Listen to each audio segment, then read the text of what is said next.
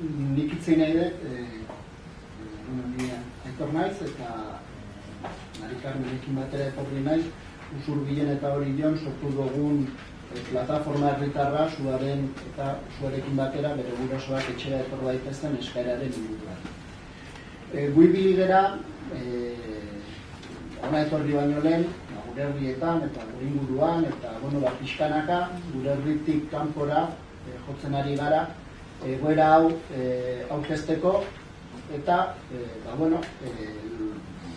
jendearen gandik atxikimenduak edo lortu nahian. Adirazi nahi dut, pila bat lortu ditugula. Are gehiago, esango nuke inor ez dela ausartu kontrakorik eta edo zalantzan jartzera guk ekimen honekin bideratu nahi genduna.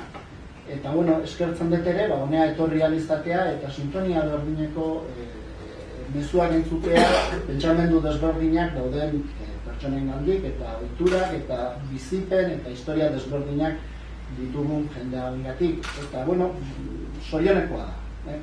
Eta, sintonia honetan ere, adierazi nahi nioke Kano jaunari, ulertzen detela, behar lukizuen bina, ulertzen detela oso ondo ere bai, aita bezala, alaba horrek, utxune horri, nola biziz dezakeen, eta goratu nahi dut, badagola herri honetan ere kontuak, reconciliazion, aipatu dezunean, pixkat etxipena sortu dit entzutea, eta zure ustea da, eta respetu guztiak ginez, esan dezunean agian reconciliazioa iritsiko gehala danak aktoreak edo bintzat desagertzen didanean.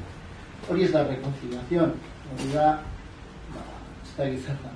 Orduan, bai gustako litzeake, reconciliazio horretan, albalitz, danok, urratsak ematen saiatzea. Eta azken finean, etorkizuna guk egin beharko dugu, eta albaldin bada, denon artean.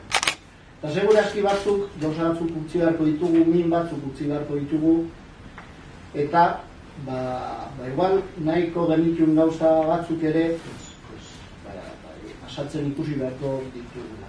Eta guatu nahi dut ere, herri honetan biktimak badaudela alde batekoak, badaudela bestekoak, eta herri txikia da, eta badaudela bietakoak ere. Bi poloetako biktimak ere badaude, txia da. Horien gandikan ere, esfortzu hori egitea, oso legoke elkarri, zein gehiago, irazi gabe. Kaixo egun, Zua gurasoekin etxera plataformaren izenean etorri gara, Zuaren amona eta plataformako kide bezala. Eta hemen gure eskaera plazaratu dugu, eta gure eskaera da, Zua bere gurasoekin etxera etorri badiri egitean ekatzea eta familiaren banaketa eman ez emateko, eman ez dadin, azken finean bere gurasoak kondenaren hiru laurdenak betea dituzte, eta lege arruntari eutxiz, dagoeneko hirurak etxean beharko lehuen. Orduan, gure ustez emango da banaketa traumatiko izango da, beharrezkoa ez dana, inungo arau, inungo etika, inungo ezerk ez lukena babestuko, eta horregatik honea etorri gara, Gipuzkoako agintaritza gorenari, gure babes, behaien babesa, eskaera hori dagoen. Eta hori da izuzen hemen egin duguna, gure mezua entzunda izan da, gure ustetan gainera modu honean kontutan harko izan du da, eta urtarriak 8ko plenoan bozkatera emango da, eta espero dugu aurrera teatzea gure eskaera pleno horretan. Honekin batera ez da nahikoa, azken finean Zuaren gurasoen biltza ez dago egoitza honetan, eta ondo dago, politikarik ere behaien iritzi ematea eta gai honetan beren jarrera adieraztea, baina argi dauna da kalean ez da dugu eskaera zabaltzen jai dakagula. Eta horretarako abenduak 28an, eguerdiko 12an deialdi badakagu, Zua etxera bere gurasoekin, baina ez Zua bakarrik.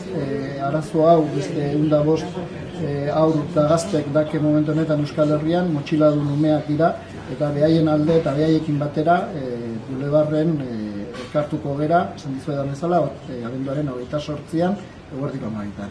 Eta, eskertuko genuke, jendetxo izatea, eta eskaera hau ere, gure politikarien agendan garbi azaltzea.